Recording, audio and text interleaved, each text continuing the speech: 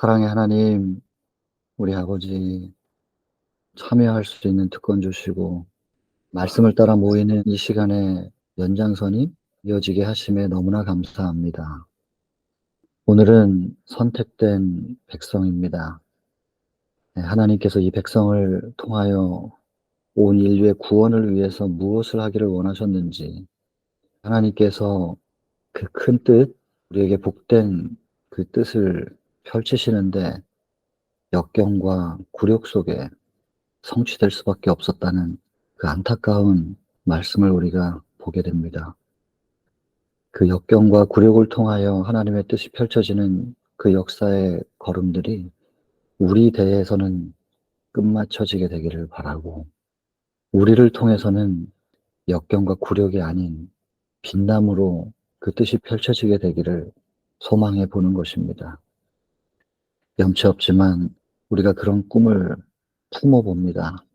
성령으로 임하셔서 저희 속의 갈망을 헤아리시고 능력을 더하심으로 저희의 소망과 하나님의 뜻이 이루어지게 될 수 있는 시작점이 또 오늘 공부하면서 이루어질 수 있게 되기를 바랍니다. 역사하여 주옵소서. 시종을 아버지께만 의탁드리고 단 한순간도 주의 영 아닌 것은 틈타지 못하도록 막으시며 지켜주시기를 바랍니다. 모든 것을 아버지께 의탁드리고 죄인의 기도지만 들으시고 응답해 주심에 감사드리며 예수님 귀하신 성으로 간절히 기도드립니다. 여러분, 오늘은 선택된 백성입니다. 유대인들은 구주를 기다립니다. 그런데 정작 오셨을 때는 알지 못했습니다. 왜 알지 못했을까요? 왜냐하면 그들이 기다리고 기대했던 모습이 아니었기 때문에 그렇습니다. 본인들이 기대했던 모양으로 오셨으면 금방 알아봤을 거예요. 여기 보시면 마른 땅에서 나온 줄기 같아 보여요. 여러분, 마른 땅에서 나온 줄기가 건강해 보이지가 않는 거죠. 그리고 고운 모양도 없고 풍채도 없어서 그들이 보기에 흠모할 만한 것이 없어가지고 저런 분이 메시아일 리는 없어. 이렇게 된 거죠. 그래서 거절하게 되는 거예요. 자기 땅에 오매 자기 백성이 영접지 아니하였다. 자, 그래서 그들이 기대했던 모습이 아니었기 때문에 그들은 예수님 못 알아보죠. 하나님께서는 이스라엘을 택하셨습니다. 일찍이. 근데 여기서 여러분 꼭 좀 짚고 넘어가셔야 할 부분이 있는데, 이 택하셨다. 그러면 택하셨다 이렇게 되면 하나님께서 특별히 어떤 백성만 택하시고 이제 편애하시는 것처럼 이렇게 느껴질 수도 있어요. 오해할 수 있거든요. 에덴 동산에서 아담과 하와가 있었고 아담과 하와가 나가잖아요. 내보내짐을 당하고 나서 가인을 낳고 아벨을 낳습니다. 창세기 4장 얘기인데 가인은 자기가 수고한 자기의 소산으로 제사 드렸습니다. 그리고 아벨은 아시겠지만 양을 잡아서 구속의 표, 그 피에 제사를 드립니다. 믿음으로. 그때 하나님께서 아벨의 제사를 받아들이실 수밖에 없었던 거잖아요. 그걸 택하셨다라고 볼 수 있겠어요? 하나님께서 아벨을 더 사랑하셔가지고 아벨을 택하셨다, 이렇게 볼 수는 없는 거지요. 왜 택함 받을 수밖에 없었는지 그 이유를 아셔야 됩니다. 그래서 가인은 아벨을 죽였지요. 그 다음에 셋이 태어나고, 그러면 셋은 뭐가 되냐면 미가 5장 7절에 있는 말씀에 인용되면 미가서 5장 7절 본문에도 나옵니다. 그건 남은 무리였습니다. 하나님께서 그들을만을 택한 게 아니라 남았기 때문에 그들을 통하여 역사하신 겁니다. 그래서 창세기 4장의 이야기가 지나가면서 5장으로 넘어가고, 창세기 5장에서는 셋의 후손들의 이야기가 나오는데 창세기 4장에서 가인의 후손들의 계보를 적을 때는 나이가 기록되어 있지 않습니다. 근데 창세기 5장에서 셋의 후손들의 계보를 이을 때는 나이가 기록되어 있어요. 몇 살까지 살다 누굴 낳고 그 다음 몇 살에 죽고, 또 그 다음 아들이 또 누굴 낳고 몇 살에 낳고 몇 살에 죽고. 여러분, 이 나이가 기록되어 있는 것과 기록되어 있지 않은 것의 이유는 생명적 계보와 그렇지 않은 계보를 구분짓는 것으로 이해합니다. 그 다음에 창세기 6장에서는 하나님의 아들들이 사람의 딸들의 아름다움을 보고 취하여 드렸다 하면서 창세기 6장 2절에 이 두 계보가 섞이는 이야기가 나옵니다. 요 섞이게 된 계기는 이제 라멕이라고 하는 사람, 최초의 일부 다처제를 시작하는 가인의 후손 가운데 이 라멕 때문에 그런 일이 생기게 되는데 나중에 그 대쟁투의 역사에 대한 얘기를 할 때가 있을 거라고 봅니다. 일단 넘어가고. 섞이게 되면서 홍수가 일어나죠. 그게 창세기 7장 얘기입니다. 7장에 홍수가 있고 그 다음에 8장에서는 홍수가 비가 그치고 이제 방주에서 나오는 얘기가 나오죠. 근데 나와서 제일 먼저 한 것이 뭐냐면 번제 드리는 일이었어요. 그래서 이제는 먹을 게 아무것도 없어요. 다 진흙 덩어리예요. 지구 전체가. 그 속에서 노아는 식량이 될 수 있는 방주에 실어봐야 뭐 얼마나 실었겠어요? 그리고 미래가 보이지 않는 그런 상황 속에서 가장 먼저 그것을 구분하여 하나님께 번제드리는 일을 먼저 합니다. 그리고 하나님께서는 그 믿음을 기쁘게 받으시고 창세기 9장에서 약속을 주십니다. 무지개를 통하여 다시는 한꺼번에 이렇게 홍수로 인류를 정리하는 일 하지 않겠다고 약속하십니다. 이 무지개에 대한 이야기를 좀 할 게 좀 많지만 역시 나중으로 좀 기약하고 넘어갑니다. 그리고 나서 노아의 셈, 함, 야벳 세 아들의 성향에 대하여 창세기 9장에 나오죠. 함은 이제 아시지만 좀 안타까운 부분이 있고 그 다음에 이제 10장에서는 노아의 후손들에 대한 이야기가 나오는데 특별히 셈이 누굴 낳으려면 아르박삭을 낳습니다. 아르박삭이 셈을 통하여 복음의 계보를 잊지 못해요. 그 다음에 셀라예요. 아르박삭은 셀라를 낳아요. 셀라가 잊지 못해요. 그 다음에 에벨, 벨렉, 르우, 스룩, 나홀, 데라까지도. 데라가 누구냐면 아브라함의 아버지입니다. 그래서 셈의 구대손이 아브라함인데 아브라함의 아버지였던 데라도 우상 파는 사람이었습니다. 그러니까 노아의 후손들 중에서 계보를 이어줄 사람이 없었어요. 그러니까 셈은 죽질 못해요. 바통을 넘겨줘야 죽을 수 있는 건데 그래서 아르박삭보다 셈이 오래 살고 아브라함이 나홀보다 오래 살죠. 그런데 아브라함이 태어나고 아브라함이 셈으로부터 복음의 바톤을 받아요. 그리고 셈은 잠들어요. 그리고 아브라함으로부터 시작해서 다시 계보가 이어지는 것이에요. 복음의 계보가. 그렇다면 아브라함을 하나님께서 선택했다고 봐야 될까요? 아브라함은 남은 자손이었습니다. 항상 여러 민족 그 백성들 가운데 계보를 이어줄 아주 극소수의 사람들이 남았었어요. 그래서 여러분 여기서 이스라엘을 택하셨다. 선택하시는 하나님, 특정한 백성들에게 민족에게 특권을 주시는 그렇게 선택하시는 편애하시는 하나님 아닙니다. 인류의 역사를 통해서 볼 때 택하신 게 아니라 그들이 남아 있었어요.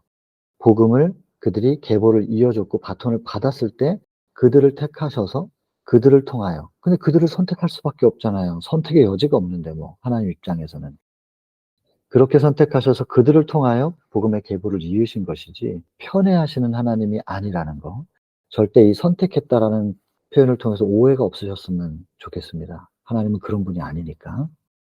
아브라함이 이삭이 또 야곱을 계속해서 그렇게 이어지는 겁니다. 근데 참 소수였습니다. 왜 그러냐면, 왜 소수일 수밖에 없냐면, 이 밑에 이렇게 쭉 보시면, 항상 하나님께서 계보를 이으려고 그 백성을 선택을 하시면, 그 선택받은 백성들, 계보를 이었던 그 백성들에게 사단이 역사해요. 집중적으로 역사해서 그들을 유혹합니다. 여러분, 이스라엘이라는 민족이 못된 민족, 그렇게 못난 민족이었기 때문에 그렇게 배도하고 역사를 통해서 보면 어쩌면 이럴까라는 생각이 들 만큼 그런 발자취를 남겼느냐? 그렇게 보지는 않습니다.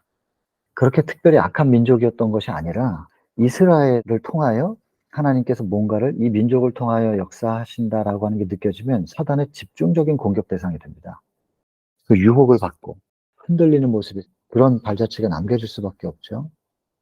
이런 맥락에서 역사주의적으로 대쟁투의 역사적 관점으로 오늘날을 본다면 사실 세천사의 기별을 잊고 믿음에 의해 기별을 받은 제7안식 예수 재림교회가 좀 못난 모습이 보인다 할지라도 흔들림이 있는 모습을 보인다 할지라도 여러분 이것은 사단의 집중 공격을 받기 때문에 흔들릴 수밖에 없는 것이고 흔들면 흔들리죠. 뭐.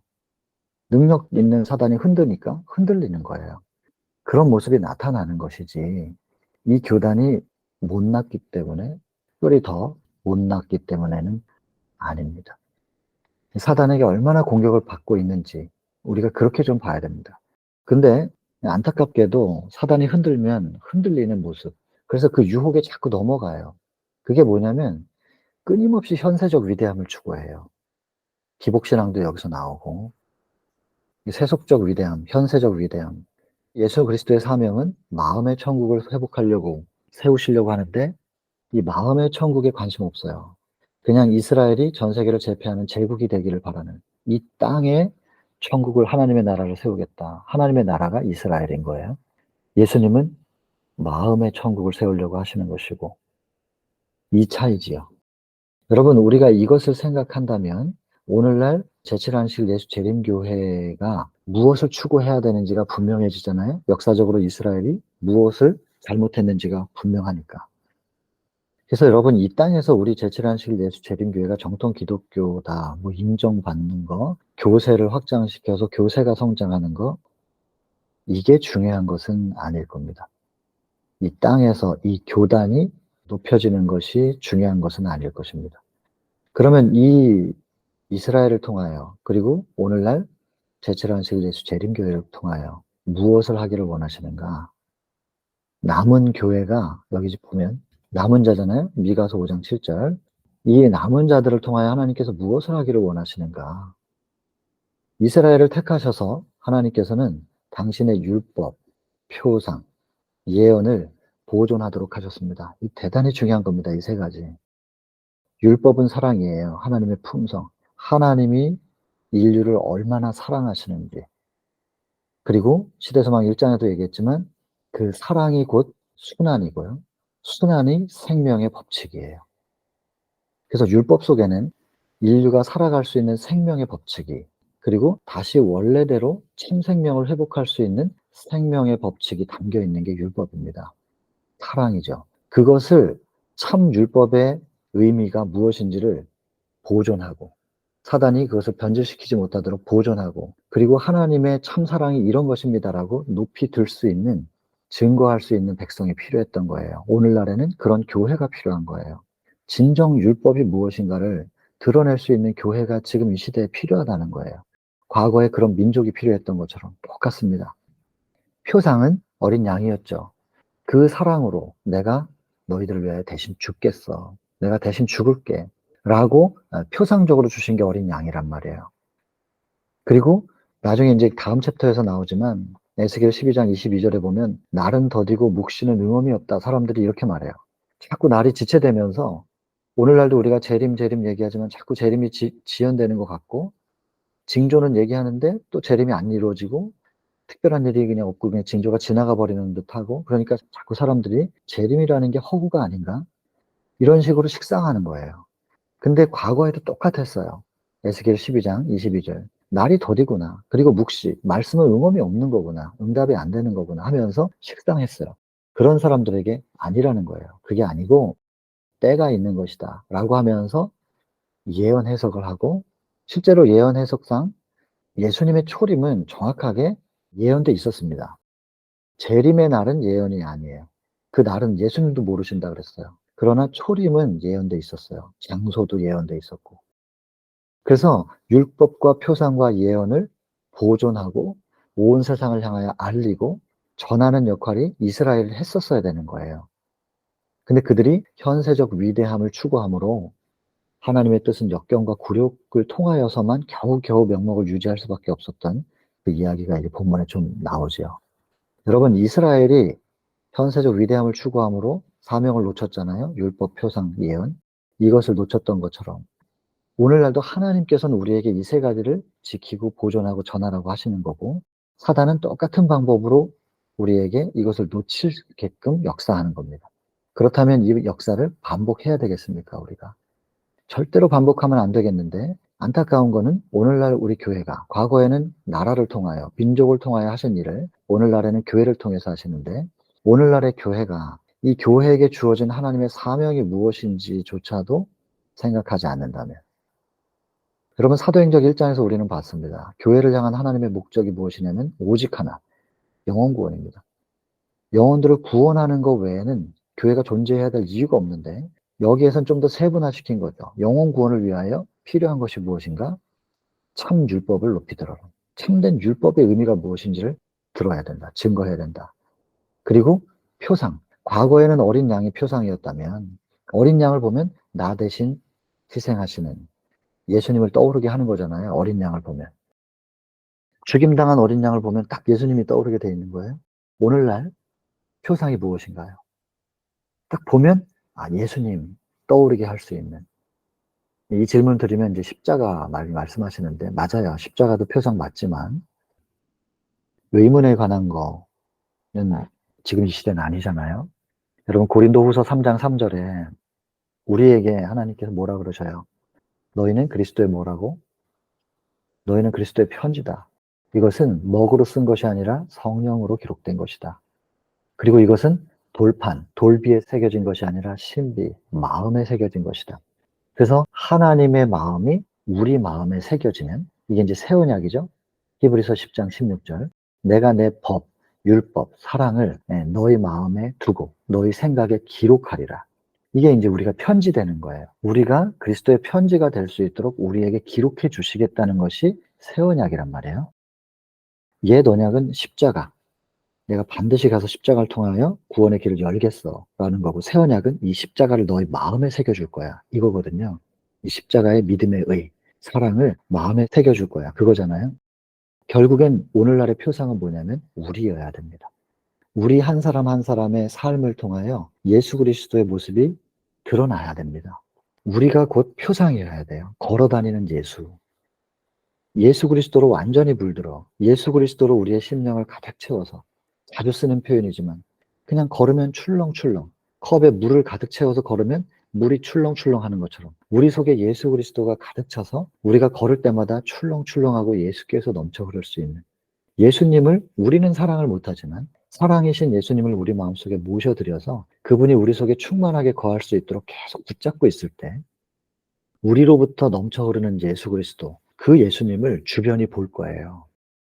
그러면 우리를 보고 뭔가 다른 사람이야 하면서 우리의 삶 속에서 예수님을 발견하게 되면 우리가 곧 표상이에요. 예수님을 드러낼 수 있는 표상이 되는 거예요. 그리고 우리는 예언을 알고 있어야 돼요. 예언 연구 대단히 중요합니다. 예수께서 이 땅에서 침례 요한이 죽고 옥에 갇혔을 때 더 이상 활동하며 외칠 수 없을 때 예수께서 그 바통을 이어받으셔가지고 외친 말씀이 뭐냐면 때가 찼고 하나님 나라가 가까웠으니 회개하고 복음을 믿으라. 이것이 이제 시대소망 23장에 나올, 나중에 공부하게 될 내용이에요. 그런데 그때 첫 시작이 뭐냐면 때가 찼고예요. 때가 찼고 부분은 뭐냐면 시대소망 23장에 보면 예언 연구, 예언 연구를 강조합니다. 때가 찼다는 걸 어떻게 알았느냐? 예언 때문에 알았죠. 여러분, 그래서 이 마지막 교회, 남은 교회는 율법, 참 율법이 무엇인지를 높이 들어야 됩니다. 여러분, 우리에겐 십계명이 있습니다. 조항들이 있고, 특별히 네 번째 계명을 우리는 많이 강조하면서 토요일 해 지는 시간, 오늘은 해가 몇 시에 진다 하면서 그 시간만 기다려요. 해가 져야 TV를 켤 수 있고 해가 져야 뭘 할 수 있습니까? 여러분, 이거는 지켜져야 될 부분이긴 하지만 잘못 전달되고 있습니다. 우리 아이들에게도 또 우리에게도 율법이 잘못 전달되고 있는 것입니다. 여러분, 사랑하면 하나님만 경배하게 돼 있고요. 하나님을 사랑하면 우상 숭배 안 하게 되어 있습니다. 하나님 사랑하는데 이름을 함부로 하지 않습니다. 하나님 사랑하는데 그분을 만나는 날 안식일을 기다릴 수밖에 없는 것이고 구별할 수밖에 없는 것입니다. 그런 하나님의 사랑으로 우리가 가슴을 충만히 채우고 있을 때 사람을 사랑하지 않을 수가 없습니다. 사람 구원하기 위해서 나를 사랑하신 하나님, 또 내가 사랑하는 하나님께서 그 희생을 치르셨는데 어찌 그 하나님의 희생의 피의 값인 사람을 내가 함부로 대할 수 있겠느냐. 그래서 부모 공경부터 시작되는 거예요. 살인 못해요.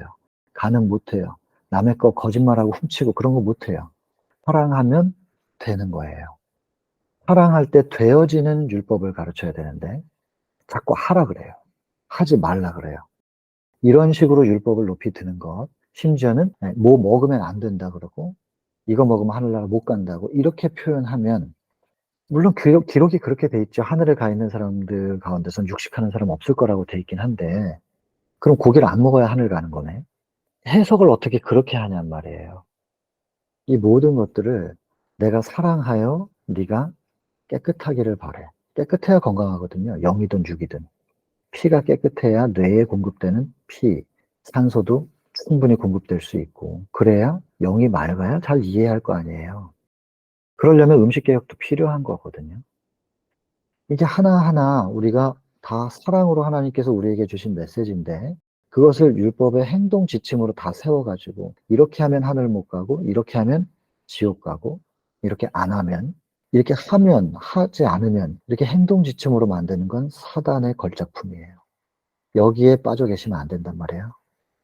여러분 참된 율법은 관계 회복 여러분 뭐 이것도 제가 자주 쓰는 표현이지만 선풍기 코드 빼면 그냥 멈추는 거예요.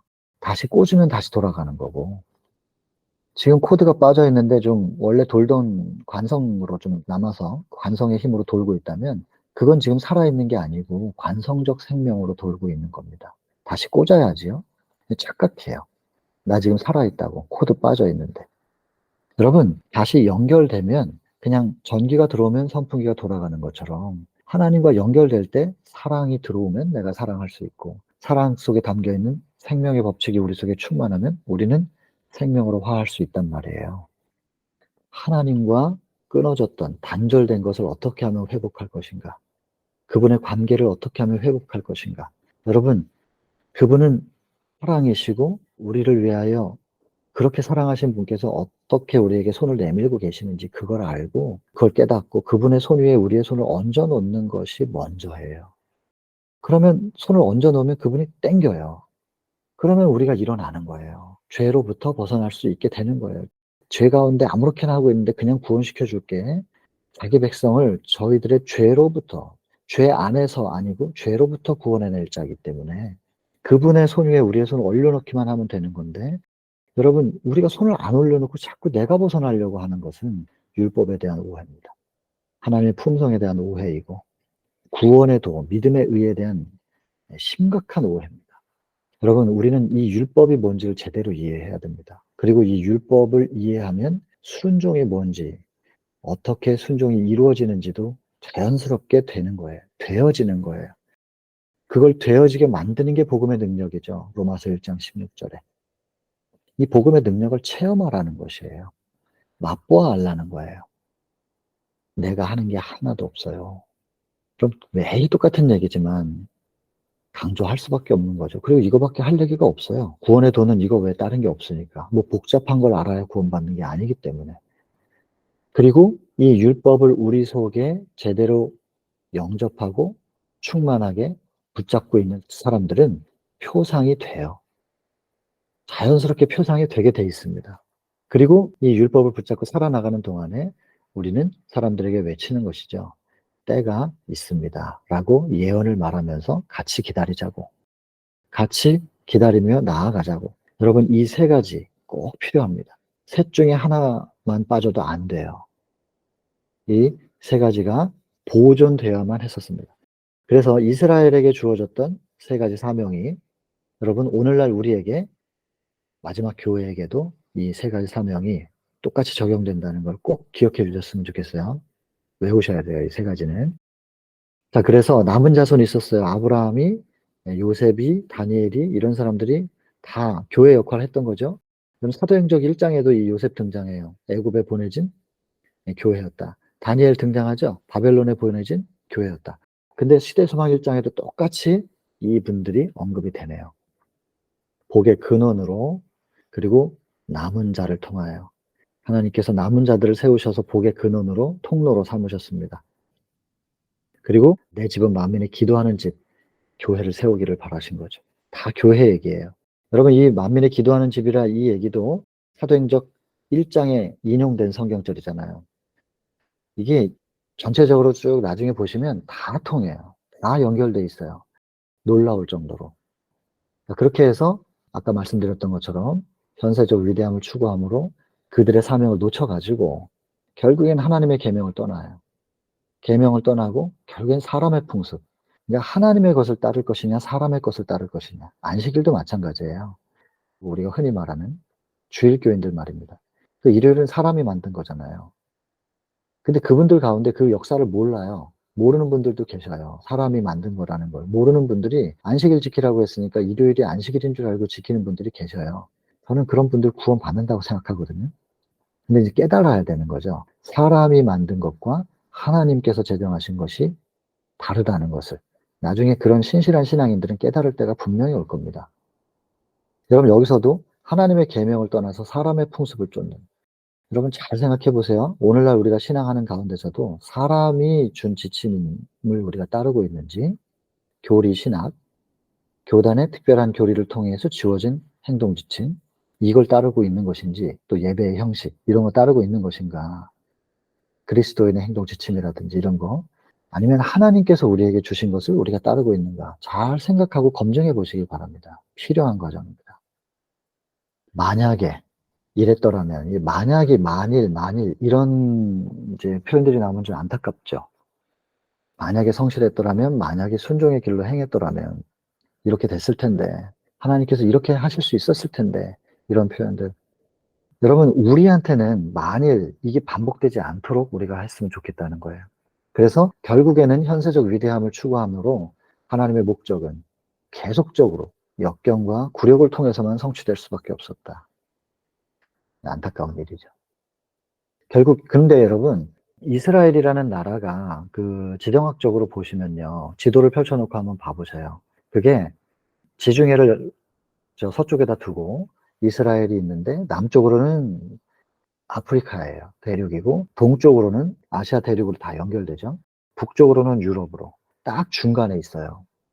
그래서 교량적인 역할입니다. 여기가 요충지죠. 강하면, 이스라엘이 강하면 전 세계가 이스라엘을 통하지 않으면 안 되기 때문에 굉장히 부강해질 수 있는 요충지예요. 근데 약하면 북쪽, 남쪽, 동쪽 어느 나라도 다 노리는 땅이기 때문에 계속해서 공격받는 자리예요. 그래서 이스라엘이 다윗이 왕일 때, 솔로몬이 왕일 때 엄청나게 강했죠. 하나님께서 그 이스라엘을 통하여 전 세계로 복음을 전하고 하나님의 소식, 구원의 도를 알려야 되기 때문에 강했어요. 근데 하나님과 연결되어 있지 않을 때, 율법을 더럽히고, 그리고 이방의 풍습을 혹은 우상숭배를 도입할 때, 항상 그럴 때마다 이스라엘은 하나님께서 보호하실 수가 없기 때문에 이방의 밥이었어요. 공격 대상이었어요. 그러니까 그들이 현세적 위대함을 추구하고 그들의 힘으로 뭔가를 해보려고 할 때는 하나님께서 손을 놓으실 수밖에 없잖아요. 하나님 거절했으니까. 하나님을 거절하니까 그들은 그들의 힘으로 버텨야 돼요. 근데 그들의 힘으로는 그 주변 모든 국가들을 상대할 힘이 없거든요. 바벨론에 종속돼요. 그 당시에 바벨론이 제국이었잖아요. 이때 바벨론 종속될 때 다니엘도 또 세 친구도 끌려간 거예요. 1차 포위. 바벨론이 3번 포위하는데 1차 포위 때 끌려가요. 다니엘과 그 세 친구들은. 그래서 하나님께서 이걸 또 허락을 하시죠. 바벨론에 종속되도록 허락을 하시는데, 이 시간을 통하여 이스라엘이 또 깨달을 것이 있어요. 우상숭배에서 효과적으로 치료됐다고 표현되어 있죠. 본문에. 여러분 예습하고 오셔야 됩니다. 제가 한 줄 한 줄 같이 읽으면 좋은데 시간 관계상 그렇게 못하니까 꼭 예습은 해갖고 오셔야 돼요. 그래서 어쨌든 이제 효과적으로 우상숭배에서 벗어날 수 있는 치료가 되긴 해요. 그래서 하나님께서 바벨론에 종속되는 걸 허락을 하셨죠. 동시에 또 이스라엘을 품었던 바벨론이 다니엘과 세 친구 같은 사람들을 통해서 하나님을 아는 지식을 갖게 돼요. 그리고 제사 제도의 참뜻이 무엇인지, 희생제거든요. 왜 제물을 바치는가? 여러분, 제물을 바치는 이유는, 사단은 어떻게 얘기하냐면, 우리가 알고 있는 건 뭐겠어요? 우리를 대신하여 희생하시고 죽으시고 우리의 죄값을 치르셔서 우리에게 다시 회복될 수 있는 길을 여시는 것이다. 이게 대속주잖아요. 근데 사단은 이걸 어떻게 바꾸냐면, 하나님은 항상 화내시는 분이에요. 그리고 항상 감시하는 분이에요. 옆에서 따라다니다가 뭐 좀 잘못하면 바로 기록했다가 바로 벌 주는 그런 하나님으로 사단은 묘사를 해요. 항상 화가 나 있어요. 하나님은. 그러면 항상 화나 있는 그 하나님을 좀 진정시키고 내가 그 벌을 안 받으려면 자꾸 뭘 갖다 바쳐야 돼. 그분 기분 좋게 해줄 수 있는 걸 자꾸 갖다 바쳐서 아부해야 되는 거죠. 잘 보여야 되는 거예요. 그래서 재물을 바치라는 거예요. 그래서 자꾸 큰 거 바쳐야 돼요. 많이 바치면 많이 복받는다. 나중에는 나에게 가장 소중한 것을 희생하면서 바쳐야 된다. 희생은 하나님이 하신 건데 우리가 희생하며 바쳐야 된대요. 그게 뭐냐면 자식, 제일 소중한 게 자식이거든. 아들 갖다 바쳐. 그래서 살아있는 사람을 제물로 사용하는 그런 제사 제도까지도 만들어진 거예요. 하나님께서 주시는 제사 제도의 참뜻이 무엇인지, 그리고 사단이 변질시켜 놓은 그 제사 제도의 참뜻이 무엇인지 철저하게 기복신앙이거든요. 요거는 가인이 노 땅에 정착을 해가지고 첫째 아들인 에녹의 이름을 붙여가지고 성을 쌓은 에녹성, 그 안에서부터 변질된 종교가 시작됐는데, 그 안에 그 변질된 종교의 첫 번째가 기복신앙이거든요. 여러분, 복을 기원하는 신앙은 사단이 주는 정신입니다. 그리고 진짜 복은 시편 133편 3절에 영생이라고 되어 있는데, 그 참된 복, 그 영생의 복이 아닌 현세적으로 복을 받겠다고 기도하면서 뭔가를 갖다 바치는 사단의 정신인 것이죠. 사단의 가르침. 그래서 잘못 배워가지고 하시는 분들이 있는데, 그건 그들의 잘못은 아니기 때문에 그것 자체를 하나님께서 탓하지 않으시지만 깨달아야 될 때가 올 것이고, 적어도 우리는 깨닫고 우리는 그것을 바로잡는 역할을 해줘야 될 겁니다. 제사제도의 참뜻, 그것이 이방 사람들에게 전해지는 계기가 돼요. 이스라엘이 바벨론에 종속됨으로. 그리고 믿음으로 구주에 대한 구주를 기다리는 이 일이 이방에도 일어나는 거죠. 그래서 느부갓네살 왕은 받아들이잖아요. 바벨론의 왕이. 그래서 그 과정 속에서 다니엘 같은 사람도 핍박받았고 새 친구도 핍박받고 그런 일들이 있었어요. 그러나 그 핍박을 통하여 다니엘의 새 친구 이야기 잘 아시는 것처럼 그 새 친구 통하여 온 세상에 하나님의 위대함이 전파될 수 있는, 죽여도 우리는 절하지 않겠다, 금신상에. 이런 거. 그래서 풀무불에 들어갔는데 하나도 타지 않는.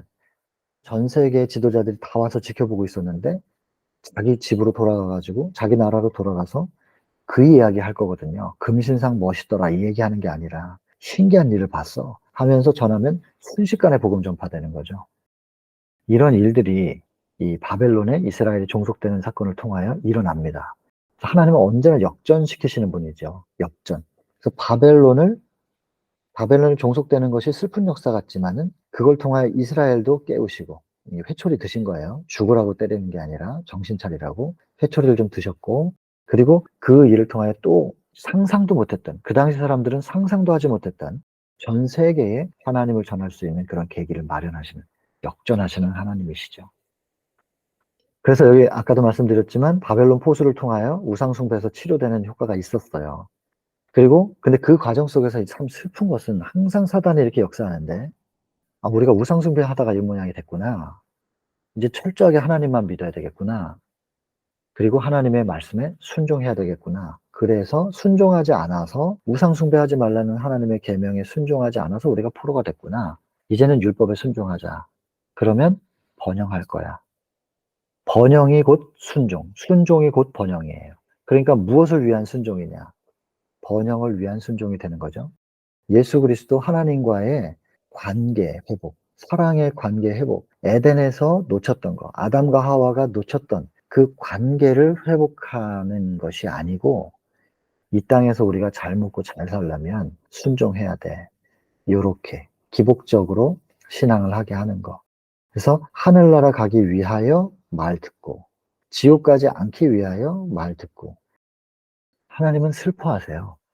이렇게 교회 열심히 다니고 이런 생각으로 교회 활동에 헌신하고 헌금하고 하나님께서 슬퍼하신다니까요.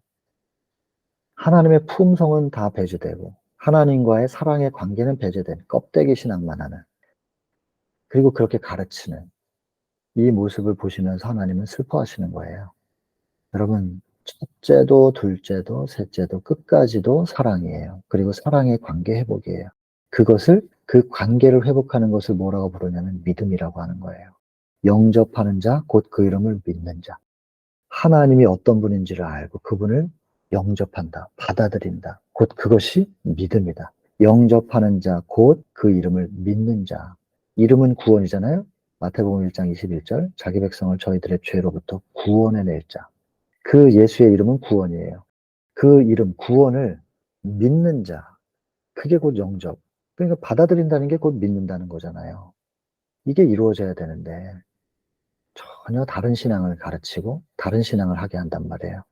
여러분, 그래서 우상숭배에서는 효과적으로 치료가 된 것까지는 좋았는데, 이렇게 포로가 되지 않으려면 순종해야 된다. 국가가 번영하려면 이라고 하는 관계는 없고 믿음은 없는 순종.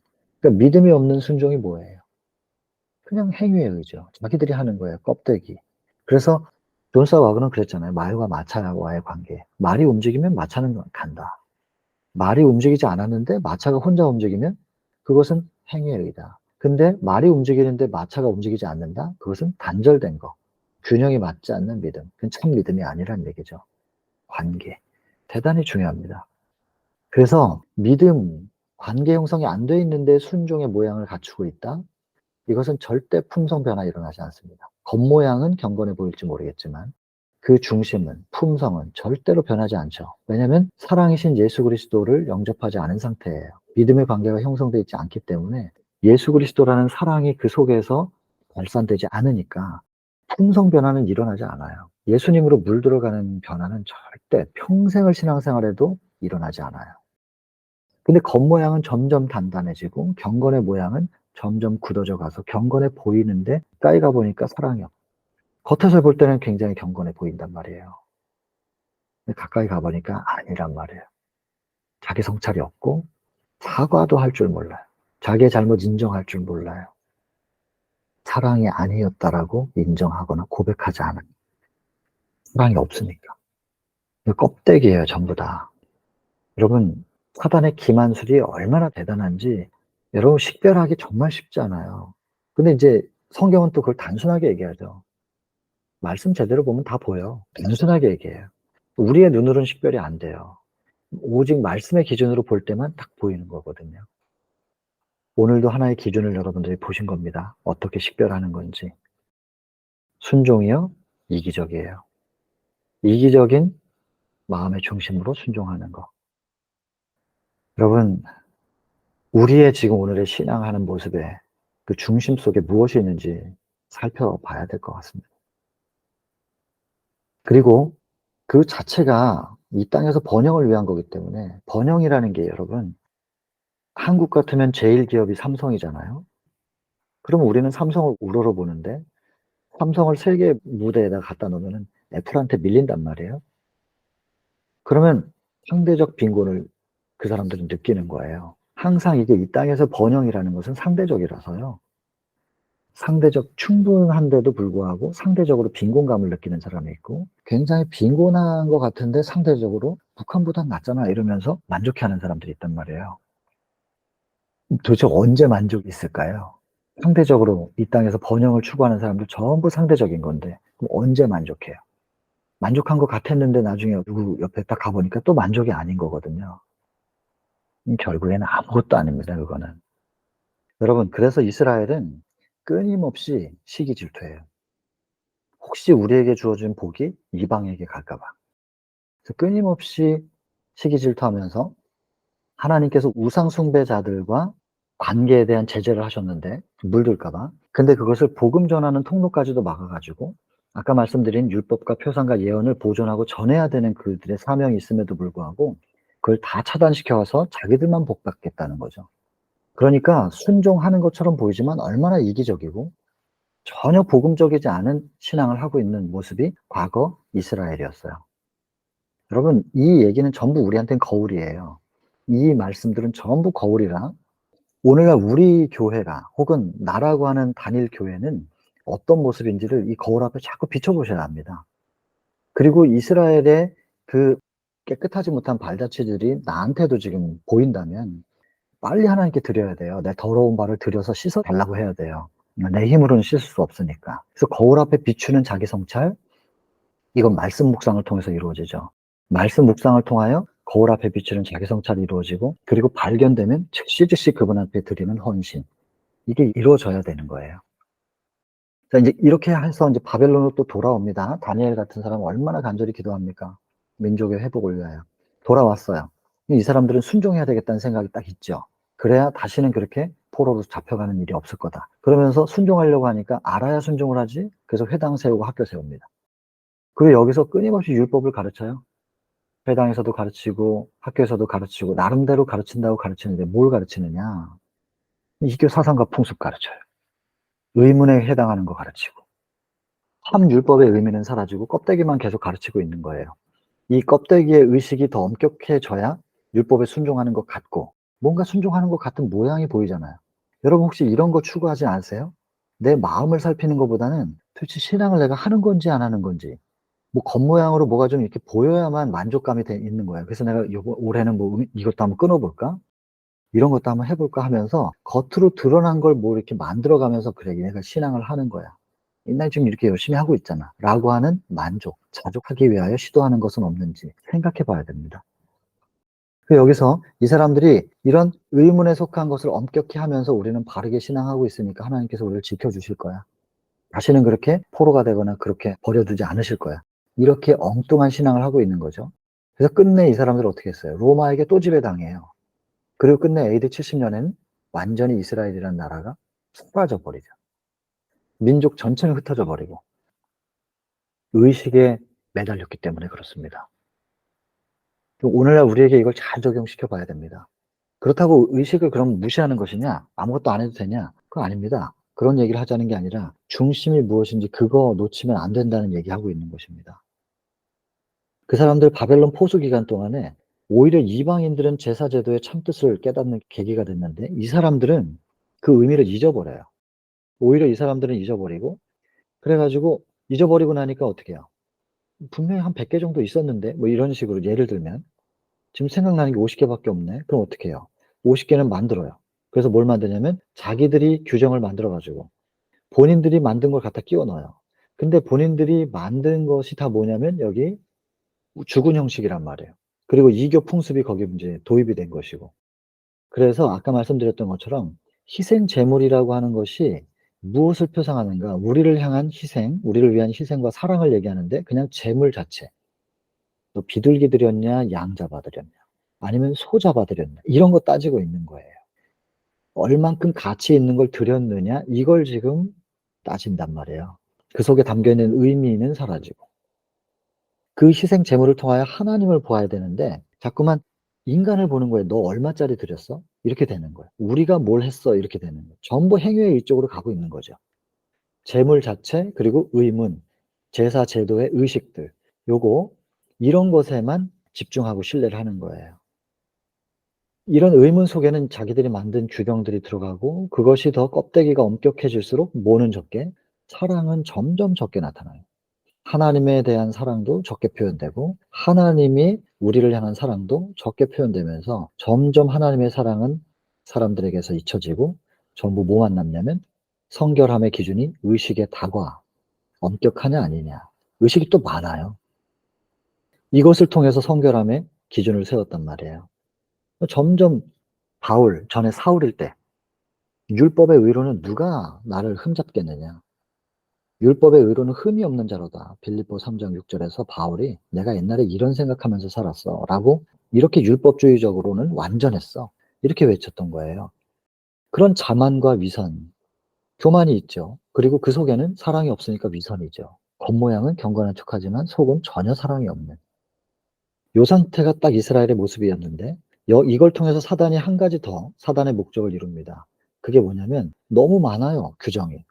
지킬 수가 없는 거예요. 그래서 사단이 뭐라 그래요? 율법을 지키는 것은 불가능하다. 또 얘기하죠. 시대소망 1장에 여러분 기억하시죠? 인간은 하나님의 율법의 교훈에 순종하는 것이 불가능하다. 예수께서는 그 사단의 기만을 폭로하기 위하여 오셨다. 근데 여기 또 얘기해요. 근데 시대소망에 앞으로 보시면 아시겠지만 계속해서 사단이 공격하는 포인트가 똑같아요. 율법을 공격하고 율법화되는 것은 불가능하다고 계속해서 그 얘기해요. 예수님은 믿음으로 되는 거야. 너희들 힘으로 안 되지만 믿으면 돼. 믿음이라는 게 뭐냐? 그 영접이라는 거예요. 그리고 사실은 여러분 계시록 14장 12절에 계시록 12장 17절과 14장 12절 이 두 성경절 연결시키면 참 필요한데요. 12장 17절에 남은 자손의 정체성은 하나님의 계명을 지키는 거예요. 마음속에 영접된 믿음이죠. 영접된 그 하나님의 말씀을 붙잡아 보존하는 거예요. 훔쳐가지 못하도록 지키는 거예요. 행위로 지키는 게 아니고 그거를 지켜냈을 때 그 말씀의 씨가 뿌리가 내려요. 그리고 싹이 트고 자라서 열매 맺는 것이 예수의 증거예요. 그게 남은 자손의 정체성인데 그런 사람들이 등장하면 사단이 견딜 수 없어요. 그 사람들 때문에 자기가 위태롭거든요. 그럼 공격 시작해요. 그래서 공격하려고 13장에 연합을 하죠. 그리고 14장에 그들에게 무기를 주시는데 그게 세천사의 기별이에요. 그리고 하나님의 인을 약속해요. 그리고 사실은 그 하나님의 인을 이미 그 시점은 나중에 또 얘기해요. 그래서 계시록 14장의 11절까지 그 다음에 12절에는 하나님의 계명과 예수 믿음을 지키는 자더라 그랬잖아요. 그래서 예수의 증거와 예수의 믿음은 좀 다른 개념입니다. 근데 이걸 같은 것으로 해석하는데 저는 그걸 다른 개념이라고 보죠. 시점도 달라요. 그래서 나중에 사단의 엄청난 공격 가운데 인내가 필요한 분들, 그분들이 남은 자손들, 야곱의 환난 거칠 사람들, 그 사람들이 예수의 믿음, 그 부분을 보면 성경에서는 여러분들이 그 요즘에 번역본들이 많잖아요. 예수에 대한 믿음이라고 번역된 것도 있고, 예수 믿음이라고 번역된 것도 있고, 예수의 믿음이라고 번역된 것도 있는데, 원문을 보면, 물론 킹제임스 버전도 그렇고, 예수의 믿음이에요. 믿음의 소유가 예수님에 대한 믿음, 그러면 예수님을 내가 어떻게 믿었느냐, 그 믿음의 주체가 나가 되잖아요. 근데 그렇지 않고 예수의 믿음, 믿음의 주체가 예수님이에요. 우리는 예수님을 우리가 받아들이고 예수님을 마음속에 꼭 붙잡고 모시고 있을 때 예수님의 믿음이 우리 속에서 의를 이루어내는 거예요. 우리를 의로 이끌어요. 실제로 사도행전 6장 얘기죠. 성전 문에서 안전병이 고치는 사건. 사도행전에는 성경에서 그 사도행전 3장 나옵니다. 3장의 12절에 그 안전병이 일어나서 걷고 뛰고 뭐 이렇게 하니까 사람들이 놀라서 쳐다볼 때 베드로가 외치는 말이에요. 어찌하여 우리를 주목하느냐. 우리의 권능과 경건으로 저 사람을 낫게 한 것처럼 왜 우리를 주목하느냐. 우리가 낫게 한 게 아니고 예수의 이름을 믿음으로 저 사람이 성하게 되었다. 그러면 예수의 이름, 구원을 믿는다. 그럼 내가 믿었다는 거잖아요, 베드로가.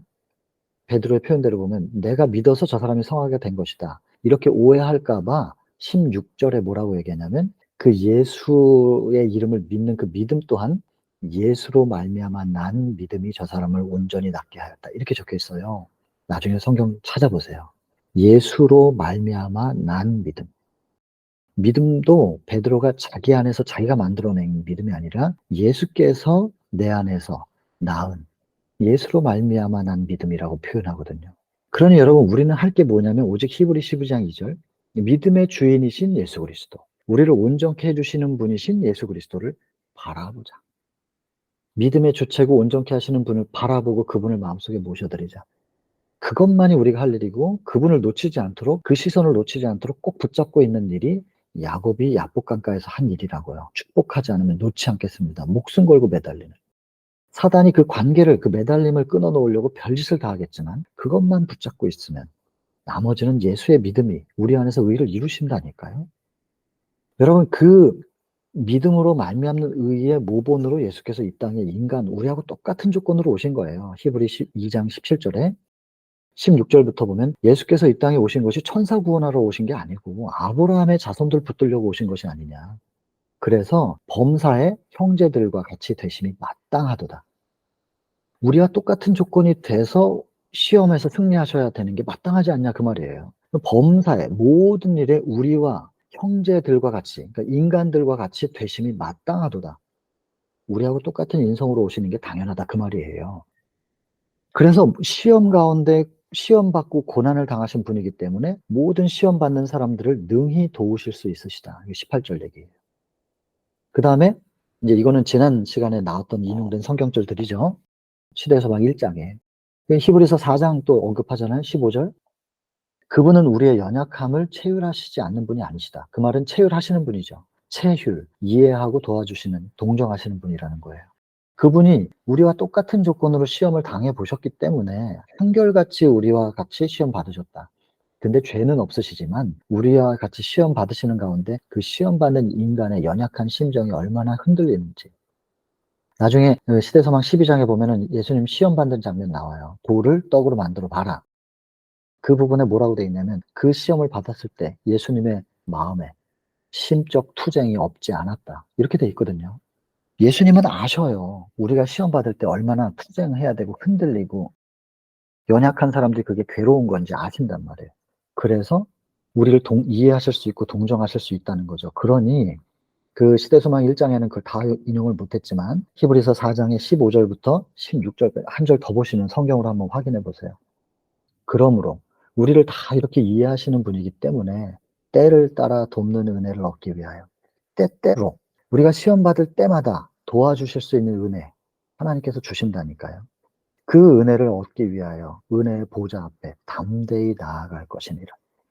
여러분, 우리가 지금 어떤 모양인지 조금 전까지 무슨 죄를 지었든지 상관하지 마시고 지금 내가 아직 호흡할 수 있다면 예수님께로 담대히 나아가십시오. 담대히 그냥 그분께 나아가는 거예요. 그분은 기다렸다는 듯이 받아주실 거니까요. 그분의 사랑을 내 속 좁은 생각만큼으로 이렇게 측량하지 마시고 그냥 담대히 나아가시면 되는 거예요. 여러분, 예수께서 인간으로 오셔서 우리에게 무엇을 말씀하고 계시는지 분명히 알아야 됩니다. 여러분, 예수께서는 믿음으로 말미암아 율법을 순종할 수 있다는 것, 그리고 그 율법의 참 의미가 무엇인가, 행동 지침과 조항이 아니라 사랑이라는 것, 그 사랑으로 충만하게 될 때 순종이 되어진다는 것, 시편 40편 8절에 내가 주의 뜻 행하기를 즐기오니, 행하는 게 즐겁대요. 행위로도 이제 율법을 순종하고 있다는 뜻이죠. 근데 이렇게 될 수 있는 비결이 무엇이냐? 주의 법이 내 심중에 있기 때문에, 주의 법, 주의 사랑이 내 마음속에 충만히 계시기 때문에 그 사랑이 충만하니까 걸어갈 때마다 출렁출렁 사랑이 넘치면서 순종이 되는 거지 뭐. 주의 뜻을 행하는 게 즐겁지요.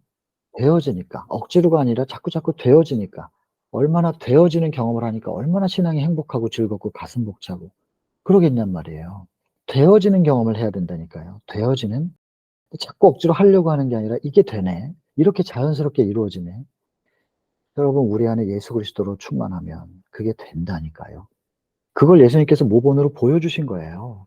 여러분, 율법 지키는 거 불가능하다고 사단은 계속 말할 거예요. 율법에 대한 율법 자체를 오해시키고 순종이라는 것 자체를 다 오해되게 만들어 놓고 껍데기로 막 여러 가지 복잡한 거 주고 지키라는 거예요, 행위로. 안 되거든요. 여기 밑에 보면 뭐라고 돼 있어요. 지키려고 힘써 본 자들은 다 그게 얼마나 부담스러운지 그게. 근데 그게 나름대로 그래도 신앙 열심히 하려고 하다 보니까 안 돼. 안 되면 또 양심의 가책을 느끼고 죄책감에 짓눌리게 만드는 거예요.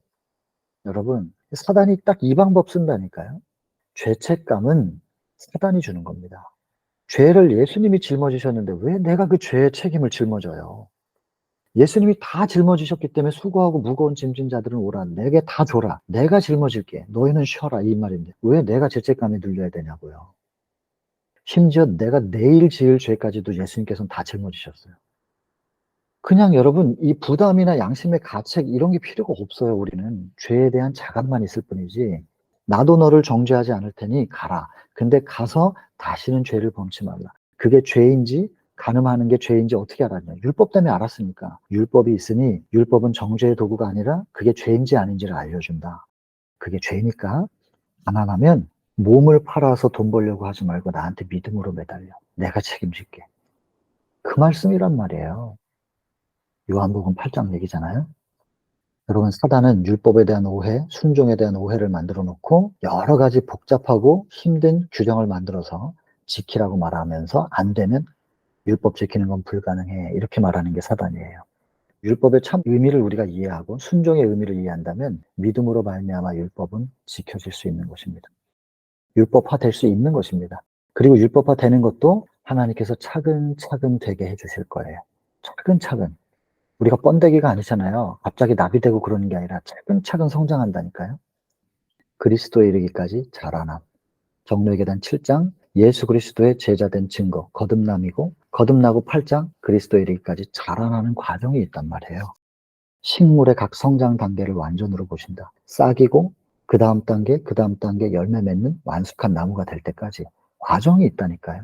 열매가 없어도 생명으로 싹이 텄으면 완전한 거예요. 여러분, 이해하셔야 됩니다. 이거 사단이 계속 오해하게 만드는 거니까. 자, 사단은 그래서 낙담하게 해요. 열심히 해보려고 하는 사람들일수록 결국엔 안 되거든. 낙담하고 포기하게 하는 거. 그리고 하나님의 품성, 다시 말해 율법을 잘못 오해하게 만드는 거. 관념을 저하시키는 거. 그래서 늘 사단이 했었던 말. 하나님의 요구사항들은 부당하며 지킬 수 없다. 이것을 관철시키려고 하는 거예요. 이 사람들은 예수님의 사명을 이해하지 못했었어요. 이것도 다 눈이 가려져서. 근데 왜 가려지냐? 교만 때문에. 세속적 위대함을 추구하니까 눈이 가려져가지고 그들의 이기심을 만족시킬 만한 것만 찾아서 보니까 성경을 보더라도 그렇게 부분 보니까 제대로 된 걸 발견할 수 없죠. 전체를 봐야 되는데. 그래서 예수님의 사명을 그들이 발견하지 못했었어요. 예수님의 사명이 뭐예요? 전에 말씀드렸는데 마태복음 21장, 마가복음 11장, 누가복음 19장에 성소정결이 하나밖에 안 나와요. 마테마가 누가에 마지막 예수님께서 예루살렘 입성하셔서 하신 것밖에 안 나와요. 그랬더니 요한이 그게 아니라는 거예요. 요한은 예수님은 성소 정결로 시작해서 성소 정결로 끝낸 것이다 하면서 요한복음 2장에 공생이 시작할 때 성소 정결로 시작한 얘기를 언급하는 거예요. 그래서 이걸 연결시키면 시작과 끝이 다 성소 정결이에요.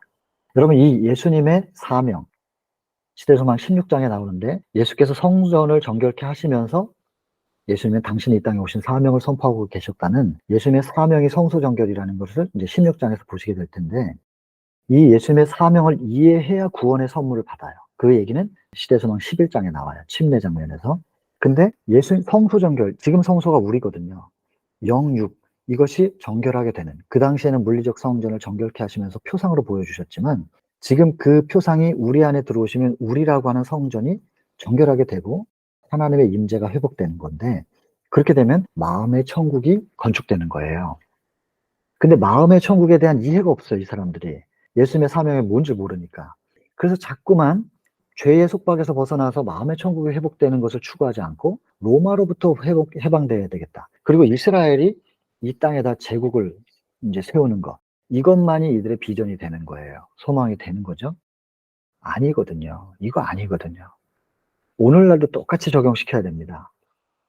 근데 예수께서 이 땅에 오셔가지고 자꾸 이 땅에 나라 세우려고는 하지 않고 자꾸 엉뚱한 얘기 하거든요. 그러니까는 자기들이 기다렸던 메시아가 아니거든. 그러니까 거절하는 거죠. 선택된 백성이라고 했던, 예수님을 기다렸다고 했던 그 백성들이 예수님을 거절한 이유가 여기에 있단 말입니다. 이제 마지막, 그 당시에 예수님이 이 땅에 오셔야 되는 그 시기에 내부적인 상황에 얘기하고 이제 이 챕터는 끝나요. 로마의 지배를 받으면서 동시에 내분이 많이 일어났었던 거죠. 왜냐하면 이 로마는 정치 천재들이잖아요. 전 세계를 지배하고 있는데 컨트롤하기가 힘든 민족이 이스라엘이에요. 선민 사상 때문에 절대로 굴복하지 않는 자존심이 있어요. 그래서 이가 자꾸 반란이 일어나고 제어가 안 되니까 고민하는 거예요. 어떻게 하면 이들을 제압할 수 있을까? 가만히 보니까 이 절대로 굽히지 않는 이 민족이 종교 지도자들 말은 잘 듣거든요. 그래서 이렇게 제안하는 거예요. 우리가 제국이고 너희는 우리 밑에 있는데 우리가 압제하고 억지로 하는 걸 너희들도 싫어하니 그러면 자율권 줄게. 굉장히 독립적인 걸 인정해 줬어요, 이스라엘에게. 인정을 해 주는데 대신에 너희하고 우리하고 소통할 수 있는 채널은 있어야 될 거 아니냐. 그래서 누구하고 얘기할까, 우리가? 너희들의 대표가 뭐 대제사장이야? 그러면 대제사장하고 우리하고 소통할게. 그러니까 우리가 대제사장 임명권은 우리가 가질 거야. 대신에 우리가 아무 사람이나 세우는 게 아니고 너희 백성들이 선거해서 선출해라. 우리에게 뭐 한 3명, 4명 이렇게 딱 뭐 후보를 주라는 거예요. 당신들이 원하는 사람을 세우라는 거예요. 그러면 그중에 우리가 한 사람 골라서 임명하면 될 거 아니냐. 그 백성들이 들어보니까 뭐 너무 좋은 거거든요. 우리가 원하는 사람 세우고 우리는 믿고 세웠는데 그 사람이 로마하고 소통해주면 좋잖아요. 그리고 우리는 자율권을 갖게 되는 거니까. 그렇게 하자 그랬단 말이에요. 근데 정치인들이 알지요.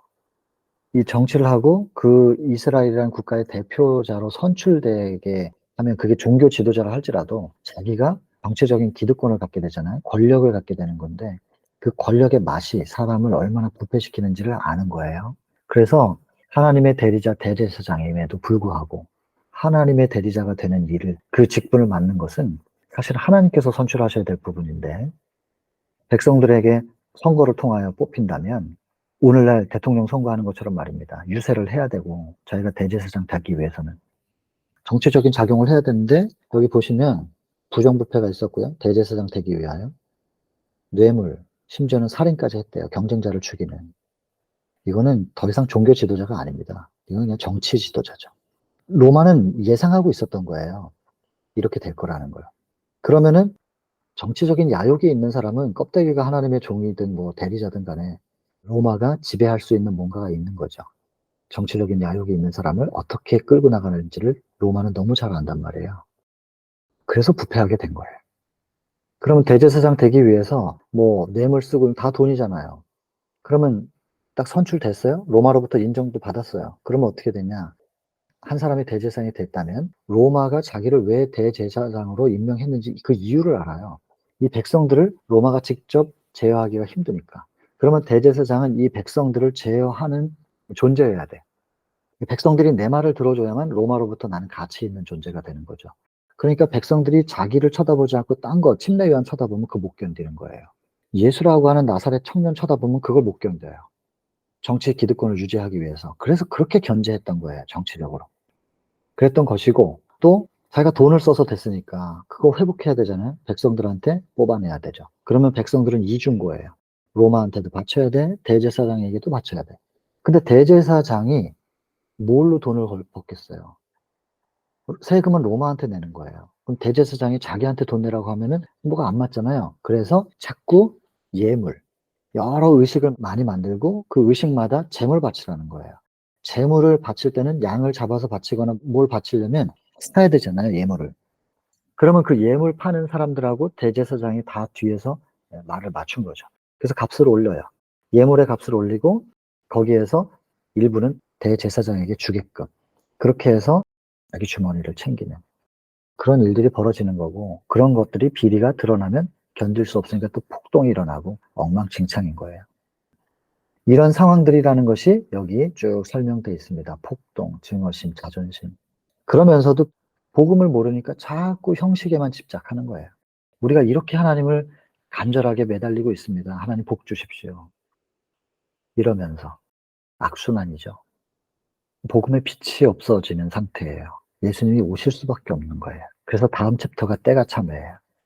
사람으로서는 이걸 어떻게 해결할 방법이 없다. 그분이 직접 오셔서 빛을 비추셔야만 했다. 그래서 때가 찼다. 그래서 다음 챕터가 때가 참에 그 다음 챕터가 너희를 위하여 구주가 나셨으니 이렇게 이제 연결되죠. 나머지 부분들은 쭉 읽어보시고 그래서 이런 이기적인 관점으로 성경을 보니까 영적인 통찰력이 없어서 자꾸 성경을 잘못 적용하는 거예요. 그래서 초림의 굴욕 이 부분 이사야 53장 같은 경우 분명히 초림의 굴욕을 통하여 희생을 통하여 구원의 길이 열리는 건데 이런 부분들은 보기 싫어요. 마른 땅에서 올라오는 연한 줄기, 순 같고 이런 말 듣기 싫은 거예요. 보기 싫은 거예요.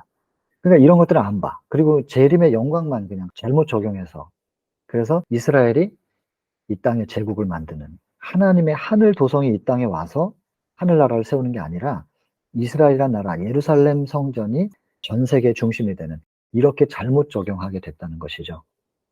통찰력은 흐려지게 되는 것이죠. 그들은 예언을 왜 이렇게 흐려졌냐? 이기적 욕망으로 해석했기 때문에. 그래서 여러분 성경을 보실 때는 고정관념으로 보셔서도 안 되고요. 내가 검증하지 않았는데 어릴 때부터 신앙하신 분들이 들으신 게 많잖아요.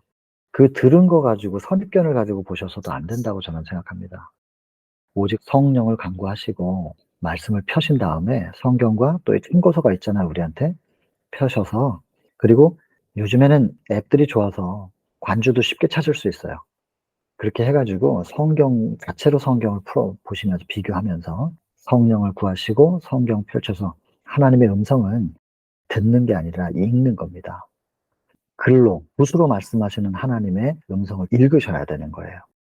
그래서 철저하게 고정관념 내려놓으시고 영감의 글, 성경과 또 이렇게 참고하는 시대 소망이나 사도행적이나 우리가 공부해 나가는 이런 책들과 함께 더불어서 보시면서 하나님께서 정말로 이 시대에 우리에게 말씀하시려고 하는 게 뭔지 그 의미를 깊이 깨닫고 복음의 빛을 오직 복음의 빛만을 따라 나아갈 수 있게 되기를 간절히 바랍니다. 그리고 우리는 지금 선택된 교회예요. 선택받은 교회. 이 교회가 세상을 향해서 비춰야 될 복음의 빛이 있거든요. 그 사명이 회복될 수 있으면 정말 좋겠습니다.